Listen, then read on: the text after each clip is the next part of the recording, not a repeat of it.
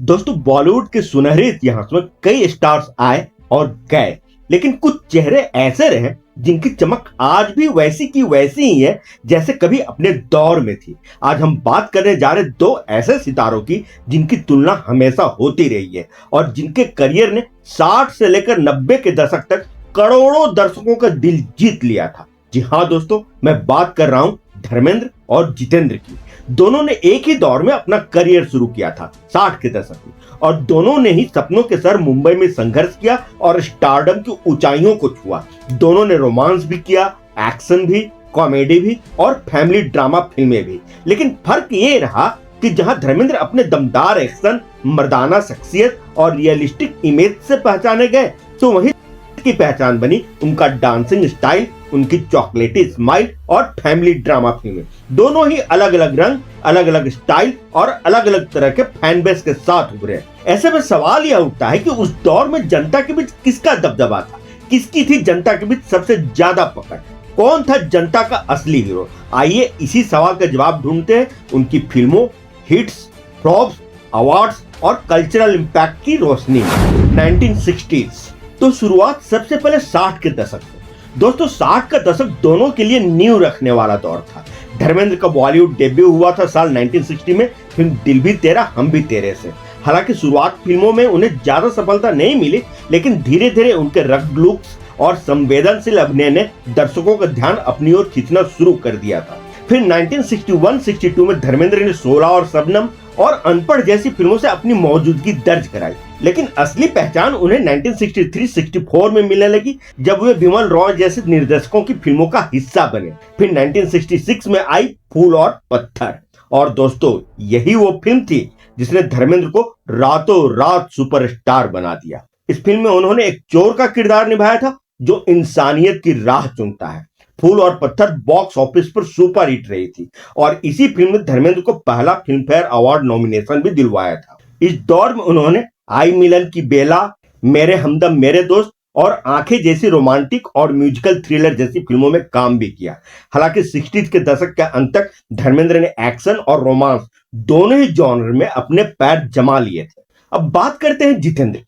तो जितेंद्र का डेब्यू हुआ था साल 1964 में फिल्म गीत गाया पत्थरों ने से, जिसे वी शांताराम ने डायरेक्ट किया था। लेकिन यह फिल्म बॉक्स ऑफिस पर कुछ खास चली नहीं थी।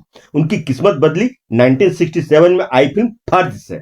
इस फिल्म में जितेंद्र का डांस, उनका सफेद जूता, सफेद कपड़ों वाला स्टाइल और यंग एनर्जेटिक स्क्रीन प्रेजेंस इतना हिट हुआ कि वे बन गए इंडस्ट्री के जंपिंग जैक। मस्त बहारों काम में आशिक जैसे गाने उस दौर के नौजवानों की जुबान पर चढ़ गए थे। फर्ज के बाद जितेंद्र की फिल्में आई हमजोली, कारवां और वारिस, और इन फिल्मों के जरिए उन्होंने खुद को एक रोमांटिक डांसर हीरो के रूप में स्थापित कर लिया। दोस्तों, अगर 60 के दशक की तुलना करें तो धर्मेंद्र के पास फूल और पत्थर, आंखें, आया सावन झूम के, मेरे हमदम मेरे दोस्त और 16 और शबनम जैसे हिट फिल्में थी। उन्होंने 60 में 25 से ज्यादा फिल्मों में काम किया, जिनमें से करीब 9 फिल्में हिट, 2 फिल्में सुपर हिट और 2 ही फिल्में ब्लॉकबस्टर रही थी। तो जितेंद्र की बड़ी पहचान 1967 में बनी फर्ज उनकी सबसे बड़ी हिट फिल्म थी, जिसने उन्हें स्टारडम दिलाया। 1960 के आखिरी तक उनकी 10-12 फिल्में आई थी, जिनमें से 3 हिट और 1 सुपर हिट रही थी। यानी कि 60 में धर्मेंद्र साफ तौर पर जितेंद्र से आगे रहे थे। उन्होंने एक्शन और रोमांस दोनों में संतुलन बनाया, जबकि जितेंद्र उस वक्त बस अपनी पहचान बनाने की कोशिश कर रहे थे। तो दोस्तों, ये था 60s का सफर। धर्मेंद्र जहां पहले ही दशक में ही मैन इमेज की नींव रख चुके थे, वहीं जितेंद्र स्टारडम की ओर बढ़ रहे थे। लेकिन असली मुकाबला तो अभी बाकी था, क्योंकि 70s का दशक दोनों के लिए टर्निंग पॉइंट साबित हुआ था। 1970s दोस्तों, 70 का दशक भारतीय सिनेमा के लिए गोल्डन एरा कहा जाता है।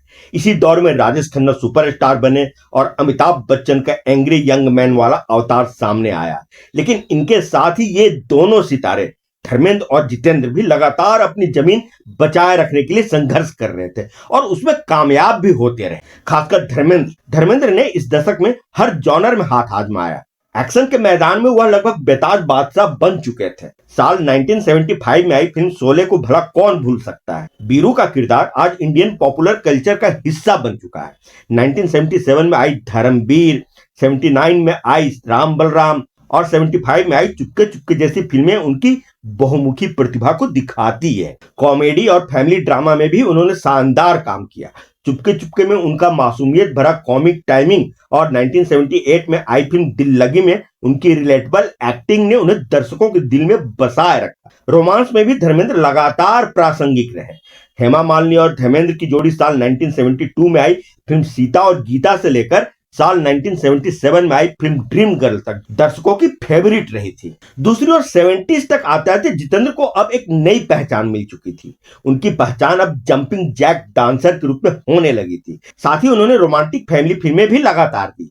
साल 1971 में फिल्म कारवां का गाना पिया तू अब तो आजा अब भी एक क्लासिक डांस नंबर है। फिर 1970 में आई फिल्म हमजोली, 70 में ही आई फिल्म खिलौना, 76 में आई फिल्म नागिन और 80 में आई जुदाई जैसी फिल्मों से उन्होंने अपनी जगह बनाई। खिलौना जैसी फिल्में उन्हें सीरियस एक्टर का भी दर्जा दिलाती है। इस फिल्म के लिए उन्हें film fair best actor award का नॉमिनेशन भी मिला था। अब अगर 70s में दोनों की फिल्मों की बॉक्स ऑफिस की स्थिति के बारे में बात करें तो 70s में धर्मेंद्र की Sholay, Dharamveer, the burning train, Charas, Azaad, राजा जानी और ड्रीम गर्ल जैसी फिल्में सुपर हिट रही थी। तो जितेंद्र की नागिन, कारवां, खिलौना, हमजोली, परिचय, विदाई, अपनापन, स्वर्ग नर्क, जानी दुश्मन और लोक परलोक जैसी फिल्मों ने लगातार अच्छी कमाई की। कुल मिलाकर 70s में धर्मेंद्र ने एक्शन और मल्टी स्टारर फिल्मों में बादशाहत कायम रखी, जबकि जितेंद्र ने डांस और रोमांटिक फैमिली ड्रामा के जरिए अलग अलग दर्शक वर्ग अपने साथ जोड़े। 1980s दोस्तों, अब हम पहुंच चुके हैं 80 के दशक में और यही वो समय था जब हिंदी सिनेमा एक बड़े ट्रांजिशन से गुजर रहा था।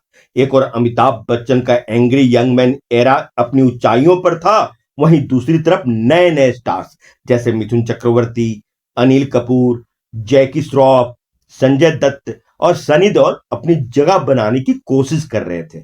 ऐसे में सवाल यह था कि धर्मेंद्र और जितेंद्र जैसे पुराने दिग्गजों का अब क्या होगा?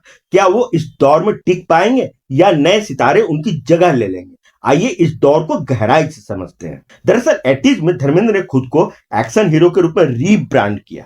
इस दशक में उनकी ऐसी कई फिल्में आई जिन्होंने साबित किया कि वो अब भी बॉक्स ऑफिस पर बड़ी भीड़ खींच सकते हैं। 80 में आई राम बलराम और द बर्निंग ट्रेन जैसी फिल्में मल्टी स्टारर होने के बावजूद उसमें धर्मेंद्र का रुतबा साफ दिखता था।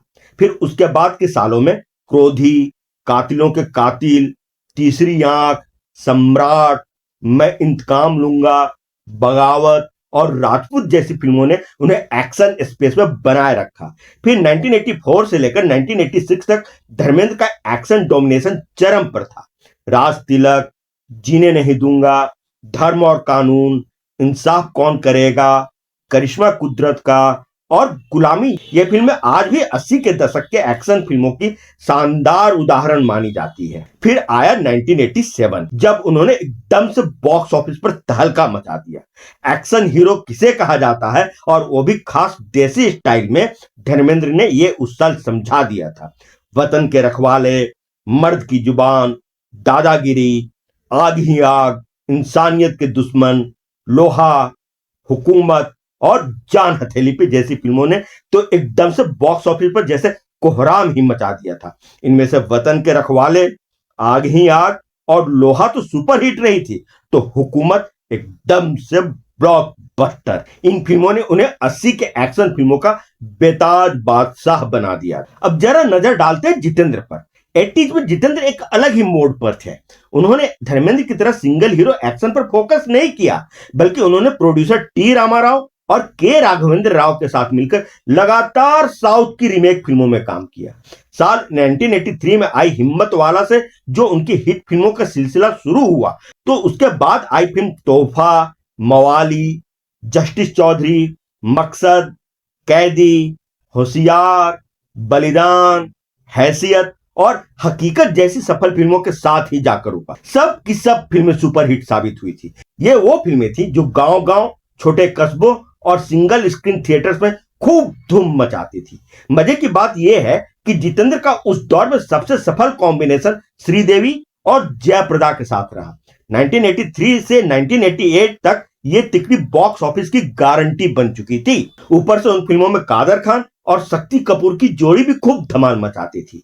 हाँ, आलोचकों ने जरूर जितेंद्र को इस दौर में कई बार टाइपकास्ट कहा, क्योंकि उनकी फिल्मों की कहानियां ज्यादातर मिलती जुलती लगती थी, लेकिन दर्शकों के लिए तो वो मसाला एंटरटेनमेंट के राजा बन चुके थे। और जहां तक टाइपकास्ट का सवाल है, तो गौर से देखा जाए तो उस दौर का ऐसा कौन सा हीरो था जो टाइपकास्ट नहीं था। अब सवाल आता है, 80s में बॉक्स ऑफिस पर आगे कौन था, धर्मेंद्र या फिर जितेंद्र?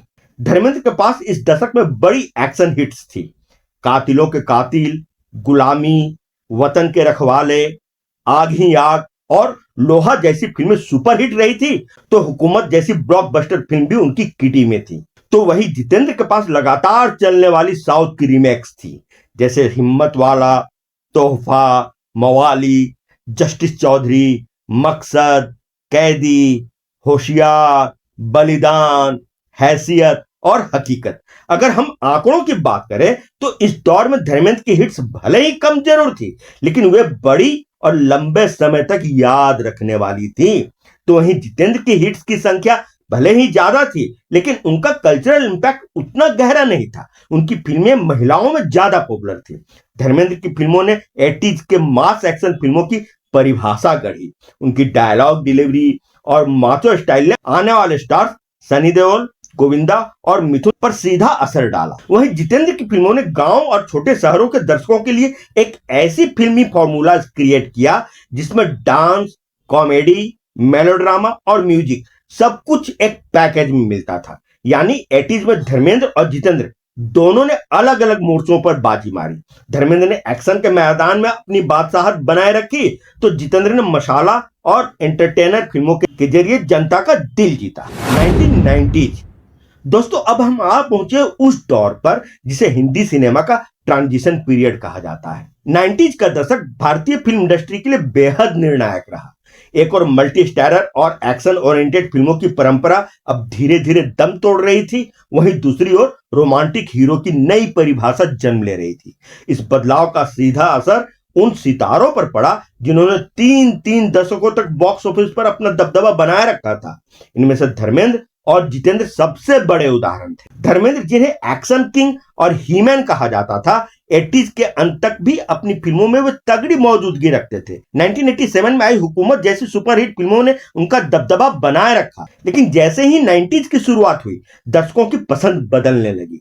एक्शन फिल्मों का जो फॉर्मूला 70s और 80s में छाया हुआ था, अब उसका स्थान पर रोमांटिक कहानियां, कॉलेज लाइफ और फैमिली ड्रामा हावी होने लगी। शाहरुख खान, आमिर खान, सलमान खान और अक्षय कुमार जैसे नए सितारों का दौर शुरू हो रहा था। धर्मेंद्र इस बदलाव को भली भांति समझते थे। इसके साथ ही उनका उम्र भी अब ढलने लगा था। पर्दे पर वे अब बूढ़े दिखने लगे थे, इसलिए उन्होंने अपने करियर को एक अलग दिशा देना शुरू किया। अब वे छोटे बजट वाली फिल्मों के साथ साथ अपने बेटों सनी देओल और बॉबी देओल को इंडस्ट्री में स्थापित करने की कोशिशों में लग गए। दूसरी ओर जितेंद्र की स्थिति कुछ अलग थी। 80s के मध्य से उनकी फिल्मों का ग्राफ नीचे की ओर जाने लगा था।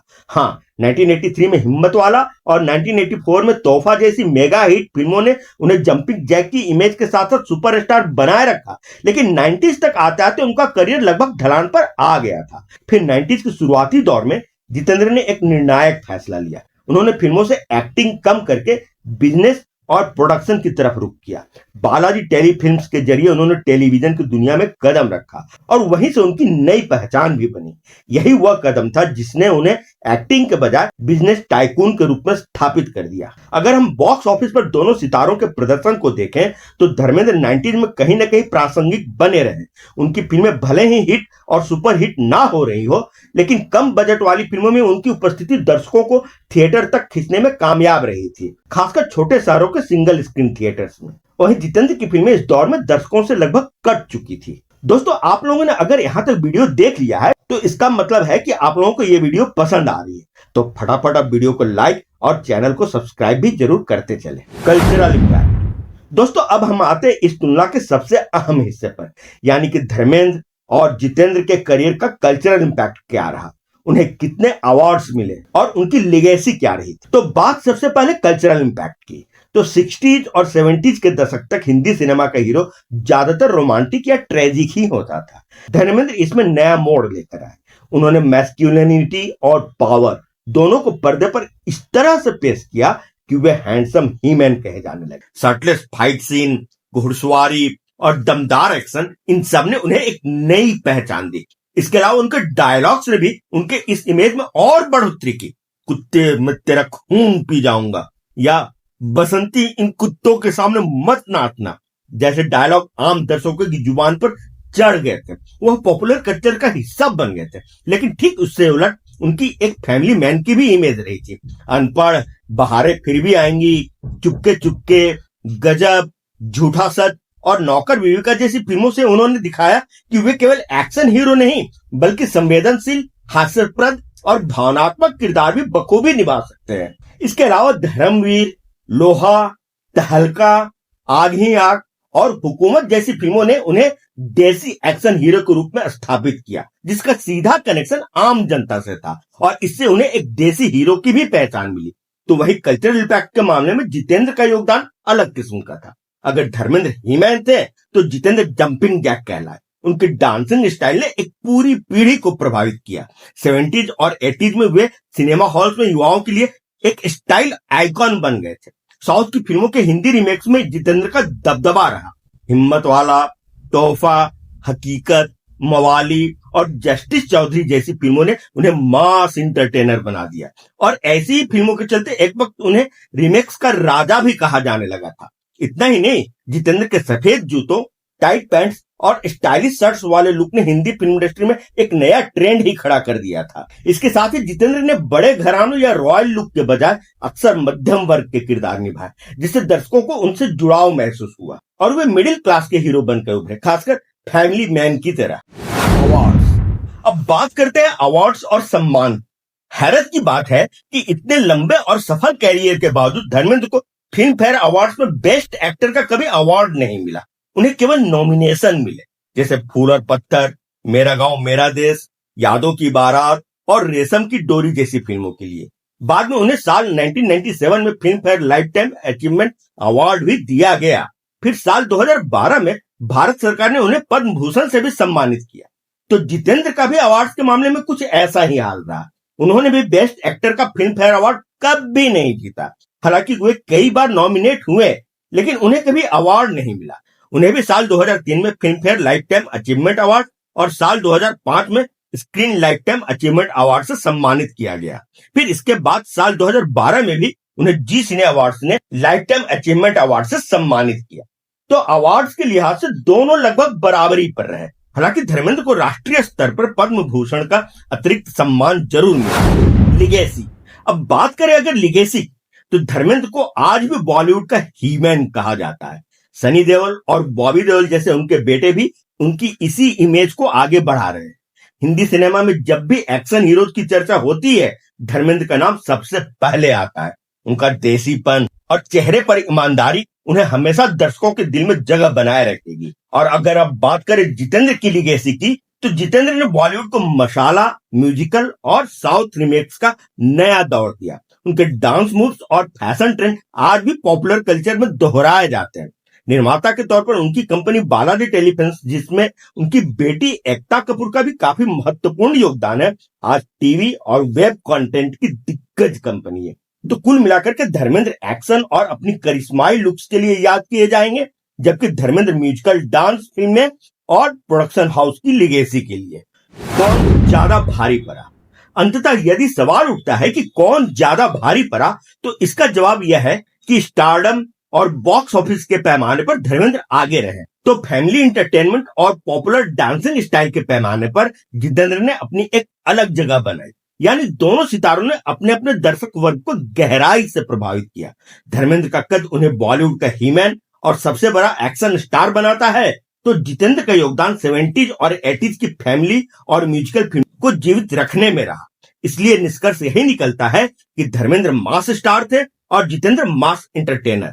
दोनों ने अलग अलग रास्तों से बॉलीवुड को समृद्ध किया और इस जरिए सिनेमा के इतिहास में अपना नाम अमर कर लिया। दोस्तों, यही थी धर्मेंद्र और जितेंद्र की सिनेमाई जंग की कहानी। दो दिग्गज, दो अंदाज और दो लिगेसी, लेकिन एक ही मकसद, दर्शकों का दिल जीतना। आपको यह कहानी कैसी लगी? कमेंट बॉक्स में लिखकर हमें जरूर बताएं।